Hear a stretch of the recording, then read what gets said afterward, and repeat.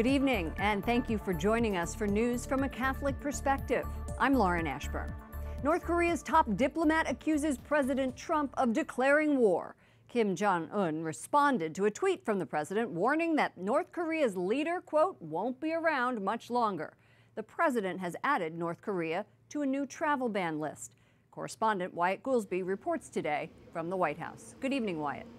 Good evening, Lauren. The president says they're adding North Korea as part of the new order that temporarily bans visitors to the U.S. because Pyongyang does not cooperate with the United States government in any respect. Many see the move to add North Korea as largely symbolic as the U.S. tries to curb the rogue nation's nuclear program.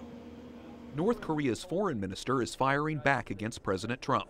This is clearly a declaration of war.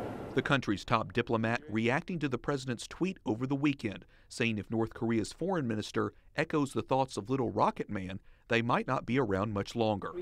We will have every right to make countermeasures, including the right to shoot down the United States strategic bombers, even when they're not yet inside the airspace border of our country.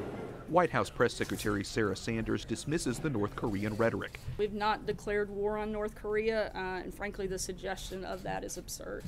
Our goal is still the same. We continue to seek the peaceful denuclearization of the Korean Peninsula. That's our focus, doing that through both the most maximum economic and diplomatic pressures as possible at this point.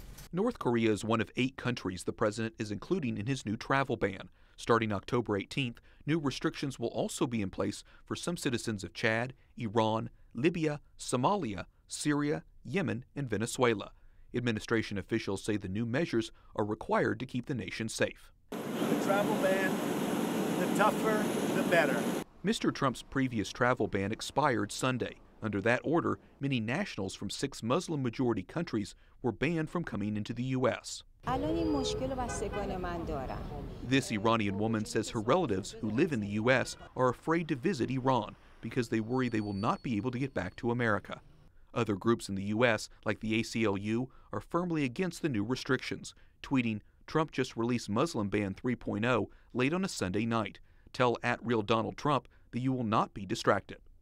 The Supreme Court has canceled arguments that were set for October 10th in the dispute over President's previous travel ban. The court had been ready to hear arguments about the legality of that ban, which expired Sunday and was replaced by the President's new proclamation. Lauren? Wyatt, the American bishops have long advocated for migrants and refugees. Have they responded to this travel ban? Well, the bishops have not yet responded to this new order, Lauren, but we know that the bishops have been critical in the past. In January, Bishop Joe Vasquez of Austin, Texas, denounced the administration's move to cut the number of refugees coming into the country, which was part of the last travel ban. Many of the bishops are worried broad travel restrictions will hurt those who are vulnerable and fleeing persecution. Lauren? Correspondent Wyatt Goolsby reporting from the White House. Thank you, Wyatt.